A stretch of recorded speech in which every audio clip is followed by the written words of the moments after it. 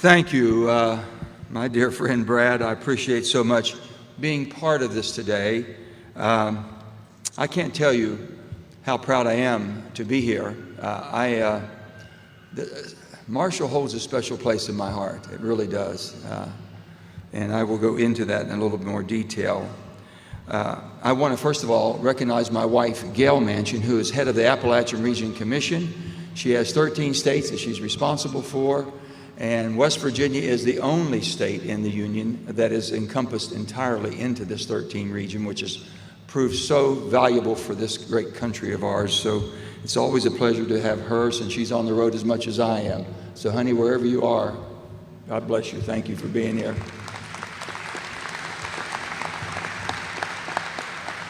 To the Board of Governors and to the faculty and staff and all of those who make this institution so great, I appreciate everything you have done for all of us and how well you have done for Marshall, but how good you make the state of West Virginia look. To also my former staffer, Sarah Payne Scarborough, who's a proud daughter of Marshall, and my dear friend Charlotte Weber, who is another proud daughter. I thank them for always being there and being part of all the good things that happen and keeping me informed. And also my IT person here, which is Marcus Constantina. This is his 10th anniversary, 10 years ago at this time. He was a proud graduate of Marshall University, and I'm happy to have him with me. Let me just say this to all the parents, grandparents, family, friends, and all of you who've come here today. I'm proud of you. You've stuck with them no matter what, thick or thin. And they wouldn't be here. They'll tell you, these graduates would not be where they are today if it hadn't been for you. I just hope that you realize as a graduate all the sacrifices, the special people in your life. I've always said that so many of us in West Virginia have been raised as privileged children. And you think of a privileged child as a big fancy neighborhood. Well, in my case, it was between the creek and the railroad track. Or you think of a big fancy home. Could have been a 3-room garage apartment. Why would you think you're special and you're privileged? Look around. Look in the audience. You have had unconditional love in your life. If you have someone in your life that you know, no matter what you've done, whatever mistake you've made in life, and they're there for you unconditionally, then you're a special person. You were raised as a special child, and I hope you do the same things for your children and grandchildren that they're doing for you today. And before the day's up, I'm asking each and every one of you graduates, whoever that special person sitting in this audience is today, go up and give them a big hug and a kiss and thank them. Don't take it for granted. They know how much you appreciate them, how much you love them. Please tell them and please show them.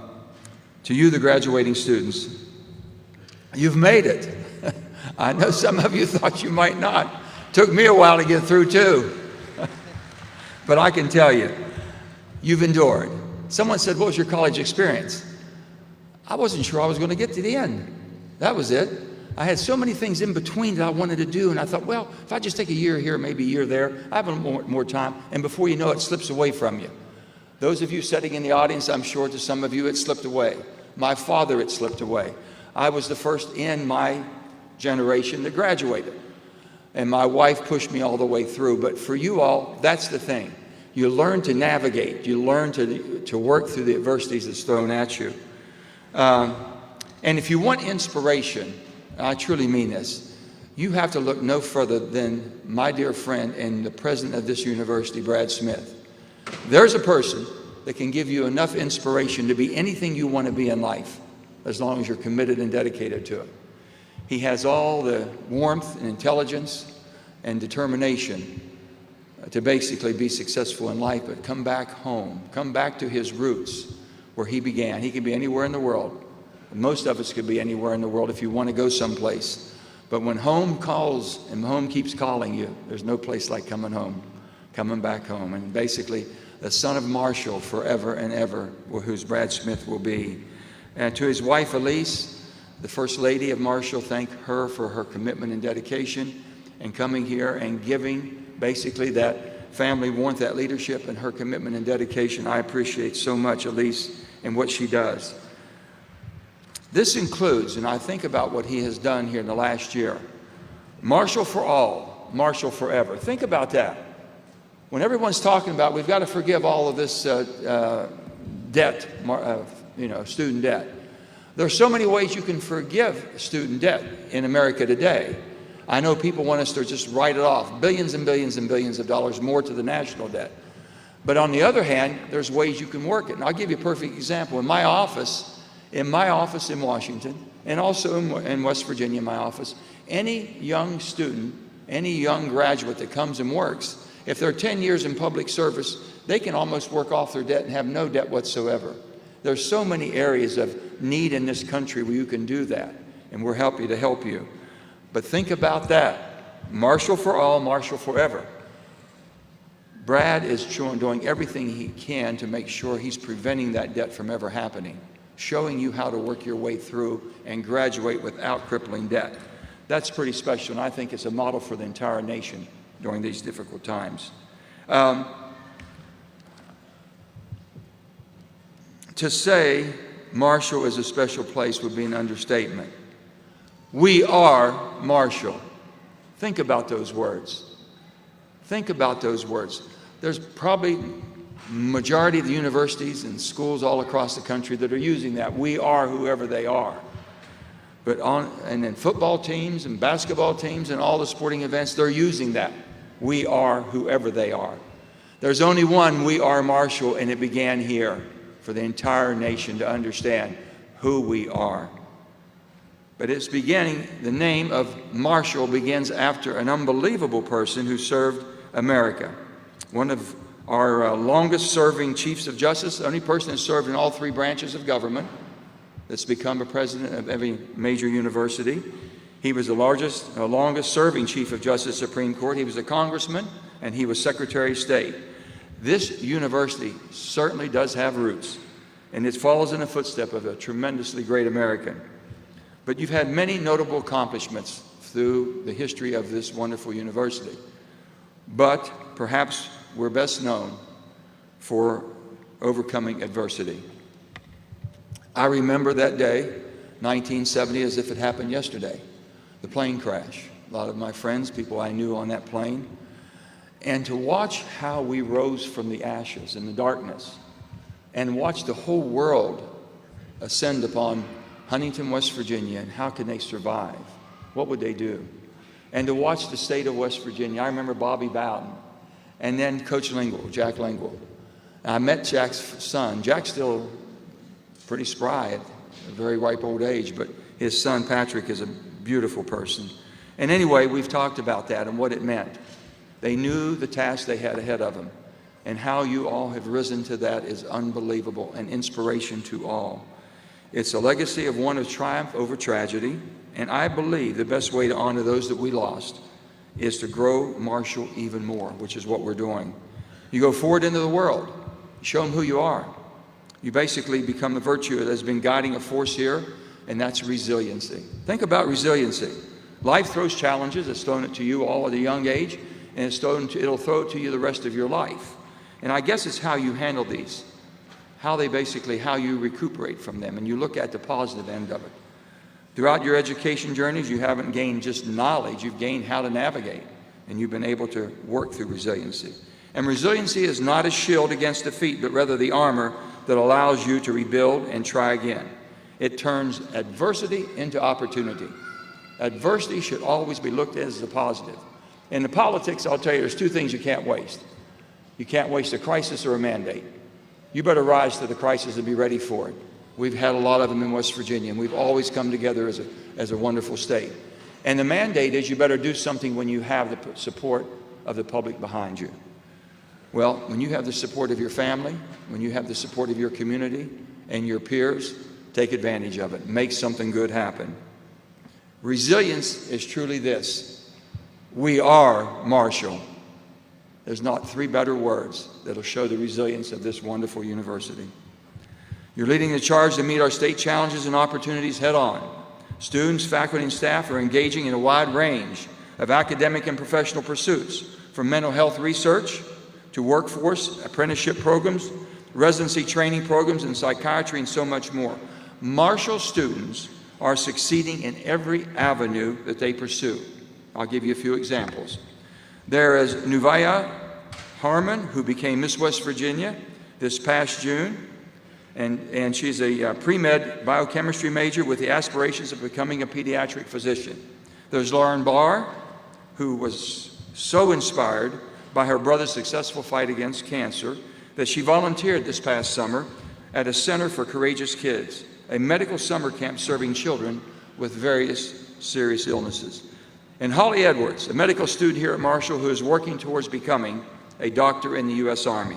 These are just a few of countless stories that I've heard about students who step forth and are making a difference already and an impression in the world.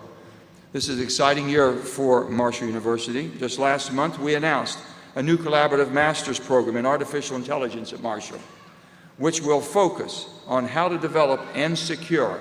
I cannot tell you how important this is, how to develop and secure trustworthy AI, artificial intelligence.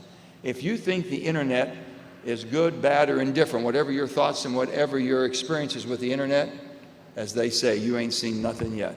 And we've got to get our hands around this to make sure it is not used as a tool against America. This program is first of its kind right here. In May, the U.S. Cyber Command announced a new National Center of Excellence for Cybersecurity and Critical Infrastructure on partnership with Marshall and WVU. The Marshall Advanced Manufacturing Center continues to serve as an economic engine for our state and all of Appalachia through world-class technical services and workforce training, and creating the Marshall Health Network, which I think is tremendous, which has paved the way for better coordinating, providing care for West Virginia. Marshall is the heart and soul of Huntington. If Marshall grows, then Huntington grows. If Huntington grows, then West Virginia grows. If they all grow together, then we all prosper. They go hand in hand. The link between education and economic development is clear, and I'm so proud of all that Marshall has achieved in the past year to propel us towards success and move the state forward. These degrees that you've earned today will put you in an excellent spot to enter the workforce in high demand. And I want you to know the opportunities in West Virginia are abundant. We have 56,000 jobs we can't fill right now. 56,000 jobs. The national opening is about 5.8%. So national openings around national average is 5.8. We're 7.4% right here in West Virginia. Your chances of finding your dream job, look no further. Look in our state first. We'll help you. My office will help you. President Smith will help you in his office. The jobs are going to be abundant, and the amount of investment is unbelievable. I'll give you a few.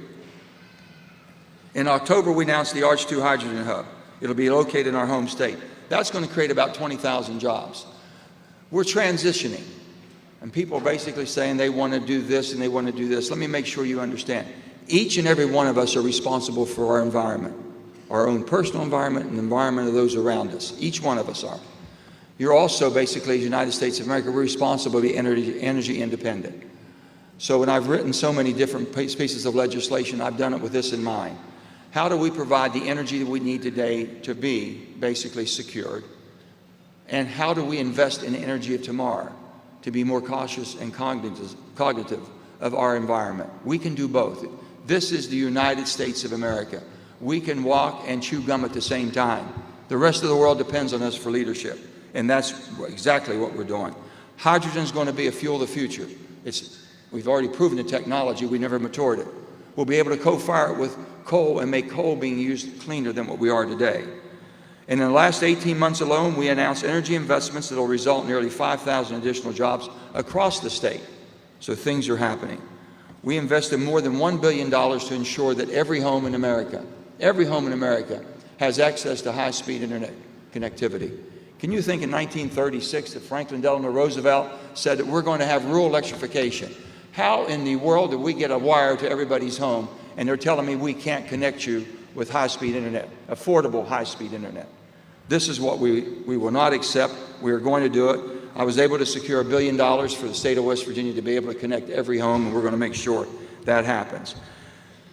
I want to say this about the world you're entering today. I don't need to tell you that because you get your news so much differently than I did. But in the 1970s, I look back at that era when I finished up.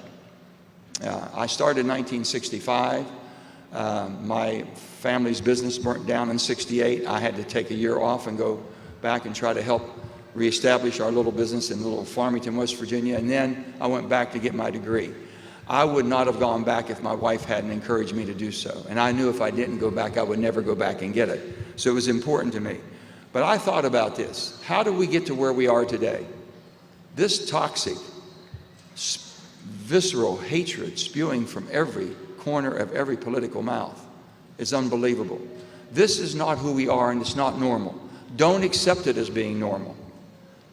You shouldn't be identified by what political party you belong to. Are you a Democrat or Republican?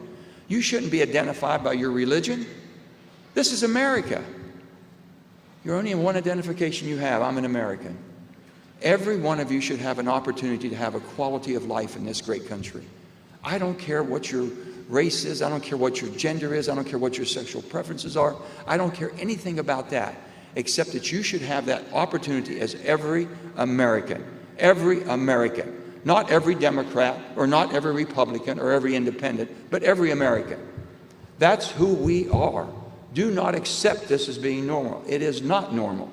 This is not how we became the leader of the free world. It's not how we became the superpower of the free world. No one will take our place because no one has the generosity and compassion we have. We lose that, we've lost it all. We've got countries around the world that'll fight with us. They're our allies. They'll fight with us. They'll die with us because they believe in what we take for granted today, the freedoms, the democracies that we have. This is not easy. I'll give you an example. I was at the ambassador of Saudi Arabia's home because I know we have a strained relationship, and I thought it'd be best if we try to cure that. In the Middle East, it's a powder keg right now. What we see going on in the Middle East is very, very concerning. What we see going on in Europe right now, Ukraine being at war, Putin basically coming after them, weaponizing fuel. So all the things you're seeing right now has to be dealt with. And we have to do that in a way that we are resolved that we're not going to back off. If we walk away from Ukraine today, God help us. Think about this. Never in history have I ever read to one country that had a nemesis such as communism in Russia that was able to hold this army and defeat almost a third of their army without one life of Americans being sacrificed. We've made investments in the Ukraine who's willing to fight for what you and I take for granted. And they're willing to die for that. We're willing to support that. It's the best investment the United States has ever made and should continue to make sure that Putin cannot move across basically Ukraine and into Europe and into the Baltics and into our NATO allies. If he does that, we'll be drawn into war. Then you will have bloodshed by Americans. We will be forced to go to war. Right now, we are not. And they are willing to fight, and we should be supporting them. In the Middle East is another situation. The United States of America will never be able to cure the divisiveness that they have in the Arab and Muslim world. Only the Arab and Muslims can do that. We should support peace anywhere and everywhere. But we should support Israel. We always have supported, and we will never, never leave Israel. But with that, we all have responsibilities. So I'm talking to the Saudis, and I'm trying to make sure that we understand that we all want to work together, and we're going through all of this. And I said to one of their people, let me just talk to you about the big 800-pound gorilla in the room. It's the Khashoggi killing. It's the killing of this journalist, and how brutal. The gentleman he was basically so apologetic. He says, I can't tell you how sorry we are on behalf of my country of Saudi Arabia. He says, may I say something to you, senators? And I said, yes. He says, my country's only 60 years old. 60 years ago, we were basically in the desert, if you will, living in type of a meager lifestyle. He says, now we have one of the strongest economies in the world.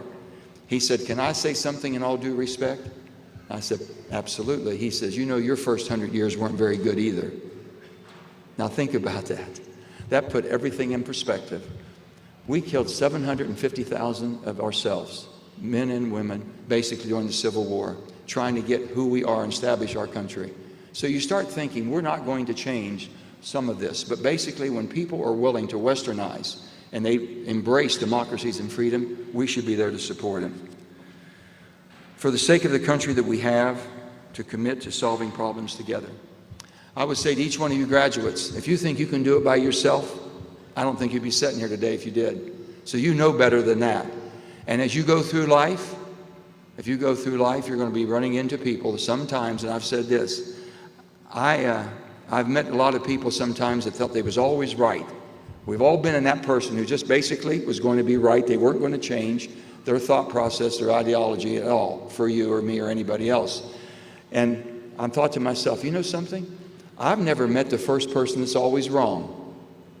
Now, I've walked away from a few people I thought was crazier than a bed bug, but I didn't. That was because I walked away too soon. I walked away too soon. Each and every one of us has some value we can share with another. So as a graduate right now, and underclassmen, and people in your family who think they can't do it, share what you have learned. Share your experiences. Share your determination. Help them. They're looking for that encouragement right now. When you think of the university namesake, Supreme Court Justice John Marshall once said, "To listen well is as powerful a means of communication and influence as to talk well." The easiest way to remember that is, how many mouths do you have and how many ears do you have? Use them appropriately. Use them appropriately. 1 and 2. You listen a lot better than you can talk. We all do, and don't worry about that. Remember, you're not always right. I've said that before, but you're not always wrong. Take your values you've learned, this experience. This is once in a lifetime, an opportunity that so many people don't have. You're a special person. You're a privileged child. I hope you say thank you to those who love you, and I hope you show them the love you have for them.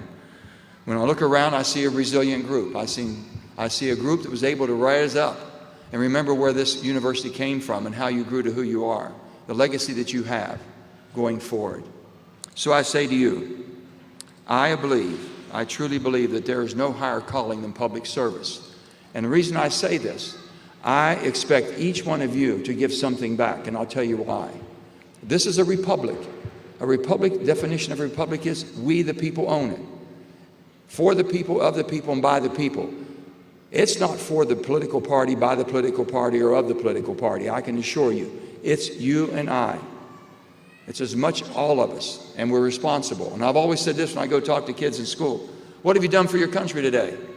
They look at me like I've come from space. They said, why would you ask the question? I said, you own it. What'd you do for it? Have you done anything at all to improve it? Did you protect it? Did you do maintenance? What did you do? When you own something, you take care of it. And that's what I'm trying to instill in everybody I talk to.